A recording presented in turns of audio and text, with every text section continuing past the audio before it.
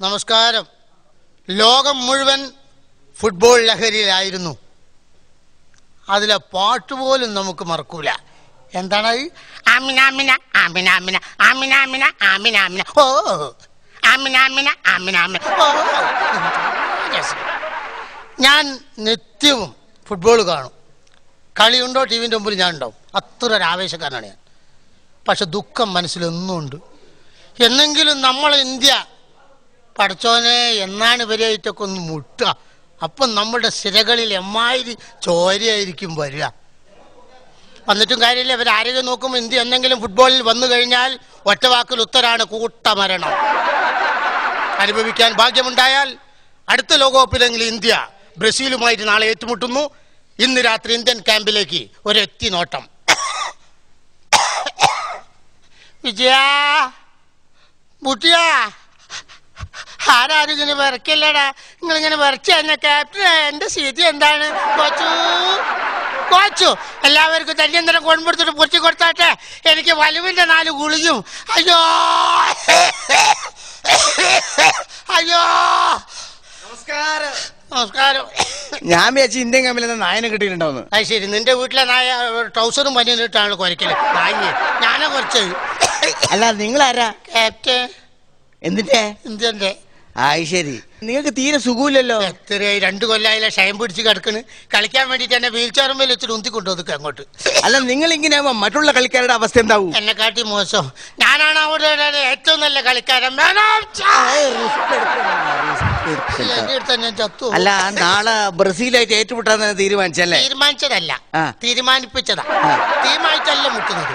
ചാവേർപ്പട കളി അയ്യ വീണു പോകുക, പാക്ക് അയ്യ ഇന്ത്യയിലേക്ക് കൊണ്ടുപോകുക. അതാരാ റെസ്റ്റ് എടുക്കുന്നത്? വൈസ് ക്യാപ്റ്റനാ. റെസ്റ്റ് എടുക്കരുത് നാളത്തെ കളിക്ക്. അല്ല പേടിച്ച് ബോധം കെട്ട് വീണുപോയതാ. നാളെയാണ് ബ്രസീലിനോട് കളിക്കുന്നതെന്ന് പറഞ്ഞോട് കൂടി ബോധം കെട്ട് വീണുപോയതാ. ഇടയ്ക്കിടയ്ക്ക് ബോധം വരുമ്പം ചോദിക്കൂ കളി കഴിഞ്ഞോന്ന് പറയലും പിന്നെ ബോധം കെട്ട് വീണുപോയി. ഞാനാ മറ്റേ വിദേശ കളിക്കാരെ ക്യാമ്പിലൊക്കെ പോയെ. അവരൊക്കെ എമ്മാതിരി ആരോഗ്യം ഭയങ്കര ഫിഗർ അല്ലേ? നിങ്ങളെന്താ ഇങ്ങനെ ശുഷ്കിച്ചു പോയത്? കാരണം വിദേശ രാഷ്ട്രങ്ങളിലെ കളിക്കാർ കളത്തിൽ വന്നു കഴിഞ്ഞാൽ നിങ്ങൾ കണ്ടിട്ടുണ്ടാവും, ട്രൗസർ ഇട്ട് കഴിഞ്ഞാൽ കാലും ട്രൗസറും ഫിറ്റാ. ഒരു ബിൽഡിങ്ങിന്റെ തൂണ്ട് അത്ര ഉണ്ടാവും ഒരു കാലിന്റെ വണ്ണം. മെനഞ്ഞാണ് ഞാൻ കളി കാണുമ്പോ മറഡോണന്റെ പുറംഭാഗം ഒന്ന് കാണിച്ചു. അത് തന്നെ ഉണ്ട് പഴയ കലാനിലയത്തിന്റെ കർട്ടന്റെ വലിപ്പം. അതിന് വലിപ്പാണ്. നമ്മൾ ഇന്ത്യൻ ഫുട്ബോൾ താരങ്ങളെ കയ്യും കാലുകൾ കണ്ടല്ലേ? കാരണം കളത്തിൽ വന്നു കഴിഞ്ഞാൽ പഴയ ഗോതമ്പം പൊടിപ്പിക്കുന്ന മില്ലിലെ സഞ്ചി ആടുന്ന മാതിരി കാലുമ കിടന്ന് ടൗസർ ആടുകയല്ലേ. ജീവിതത്തിൽ കാലും ടൗസറും കണ്ടിട്ടുണ്ടായിട്ടോ? പിന്നെ കാല് ടൗസറിന്റെ കത്താക്കിയല്ല കണ്ടിട്ട് കുറെ കാലായിട്ടോ.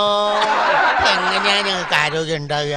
അർജന്റീന, ഇറ്റലി, ബ്രസീൽ, മെക്സിക്കോ ഇവരോടൊക്കെ ഗവൺമെന്റ് പറഞ്ഞെന്താ പറയുക, 5 സ്റ്റാർ ഹോട്ടലിൽ മാത്രം താമസിച്ചോളെ. ഞങ്ങളോട് ഇന്ത്യ ഗവൺമെന്റ് എന്താ പറഞ്ഞ്, റെയിൽവേ സ്റ്റേഷന്റെ തൊട്ടടുത്ത് ടാർപ്പായി കൊണ്ട് ടെന്റ് വെച്ച് കെട്ടിട്ട് അണ്ണാച്ചികൾ ഇരിക്കുന്നവർ ഇരുന്നോളെ. അത് എന്താണെന്ന് തോറ്റു കഴിഞ്ഞാൽ പോകാൻ സുഖമായില്ലോ, യാത്ര ചെലവ്. അല്ല നിങ്ങൾ ലീഗിലാണോ കളി തുടങ്ങിയത്? അല്ലല്ല, ഞാൻ ആദ്യം കോൺഗ്രസിലാണ്. അല്ല അതല്ല ചോദിച്ചത്, നിങ്ങൾ ലീഗ് അടിസ്ഥാനത്തിലാണോ കളി തുടങ്ങിയത്? അടിസ്ഥാനം നോക്കിയിട്ടല്ല ഞങ്ങളെ കളി. ഞാനിപ്പോ അടുത്തുള്ള ഫുട്ബോൾ കളിച്ചു തുടങ്ങി തന്നെ. എനിക്ക് രാഷ്ട്രീയമൊന്നുമില്ല കളിയിൽ. മാർക്സ് പാർട്ടി വിളിച്ചാലും പോകും, കോൺഗ്രസ് വിളിച്ചാലും പോകും, ലീഗിലും പോകും. ഫുട്ബോളിന്റെ രാജാവുണ്ടല്ലോ പെലെനെ പറ്റി നിങ്ങളുടെ അഭിപ്രായം എന്താ? അഭിപ്രായം എന്ന് പറഞ്ഞാൽ പെലെന്ന് പറഞ്ഞാൽ ഓരോ രാജ്യത്ത് ഓരോ പെല. ബ്രസീലിലൊരു പെല ഉണ്ട്, അത് ഞാൻ വിധിച്ചു കൊടുത്താ. ഇന്ത്യയിലെ പെല ഞാനാ. ശരി. എന്നെ വീട്ടിൽ നിന്ന് എന്താ വിളിക്കുക? നാട്ടുകാർ വിളിക്കൂല, അസൂയുണ്ട്. നേരം വിളിക്കാൻ നേരത്തെ എന്റെ ഭാര്യക്ക് ഒരു വിളിയുണ്ട്, പെലേ എണീറ്റോ.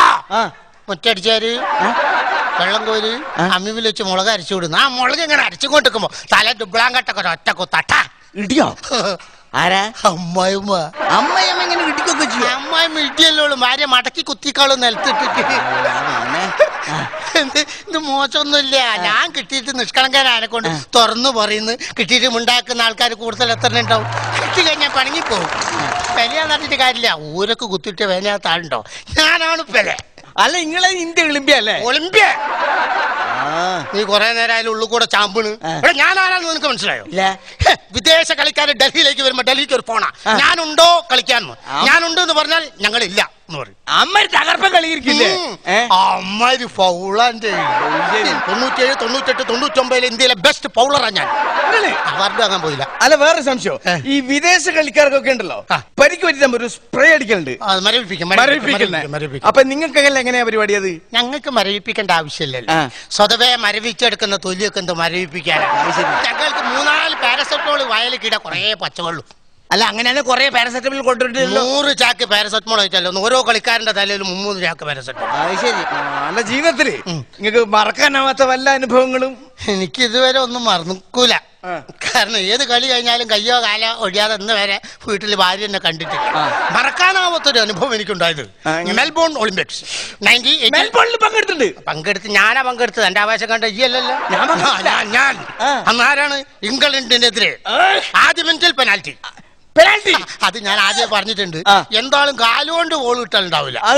കളി തുടങ്ങാ അത് മൈതാനങ്ങളും ശരിക്കൊന്ന് കാണട്ടെ കുറച്ചേരം നിന്ന്. അപ്പൊ ഞാൻ പറഞ്ഞിട്ടുണ്ട് കളി തുടങ്ങാ കൈകൊണ്ട് പിടിച്ചാൽ കളി തുടങ്ങാ കൈകൊണ്ട് പന്ത് പിടിച്ചാൽ. എന്താ കൈകൊണ്ട് പിടിക്കുന്നത്? കാലുകൊണ്ട് പന്ത് കിട്ടണ്ടേ, തരണ്ടേ. ആദ്യ മിനിറ്റിൽ കളിക്കാരൻ കൈകൊണ്ട് പിടിച്ചു, പെനാൽറ്റി. അന്ന് ഞാനാ ഗോളി. നിങ്ങൾ ഗോളിക്കൂ? ശരി, ക്യാപ്റ്റൻ ആയില്ലേ? അതിലും വലുതാ ഗോളിക്കളി. ഞങ്ങള് മറ്റുള്ള കളിക്കാരന്മാതിരി രാഷ്ട്രങ്ങളെ മാതിരിയല്ല. ഞങ്ങൾ മൈതാനത്ത് ചെന്നിട്ടാ തീരുമാനിക്കാം. ഇന്ന് നീ ബാക്ക് കയറി കളിച്ചോ, ലെഫ്റ്റിൽ നിന്ന് കളിച്ചോ, നാളെ റൈറ്റിലേക്ക് വരും. അപ്പൊ എന്നോട് പറഞ്ഞു കുറെ ആയാലോ നീ കരഞ്ഞോണ്ടിരിക്കുന്നു, ഗോളി ആവണം, ഇന്ന് നീ ഗോളി എന്താന്ന് പറഞ്ഞു. ഞാൻ ഗോളി. പെനാൽറ്റി അടിക്കുന്ന ആരാ? David Beckham. ഇവണ്ടല്ലോ പന്തൊന്ന് ചൊയറ്റിയതന്നെ സുനാമി അടിച്ചായിരിക്കും. എല്ലാരും എന്നെയാ നോക്കുന്നത്. എന്ത് ചെയ്യും? എന്ത് ചെയ്യും ചെയ്യുന്ന എല്ലാവർക്കും അറിയാം. കാരണം ഈ കൈ കിട്ടിയ പന്ത് ഇന്ന് വരെ പുറത്തേക്ക് പോയിട്ടില്ല. കാരണം എന്താ? ആദ്യമായിട്ട് ഗോളിക്കല്ലേ പന്ത് കിട്ടണ്ട കയ്യില്. അതോടുകൂടി ഇവനെന്താ ചോയ്റ്റി ഒരൊറ്റ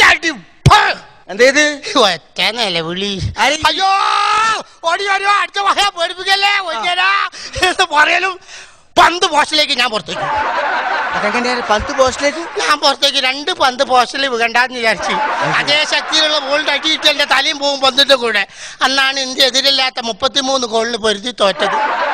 അപ്പൊ പിന്നെ ഇത്രയും നല്ല അഭിമുഖം തന്നതിന് എല്ലാരോടും പറയണം. എല്ലാരോടും ഞാൻ പറയും. വളരെ വളരെ വളരെ നന്ദിയുണ്ട്. ഓക്കെ.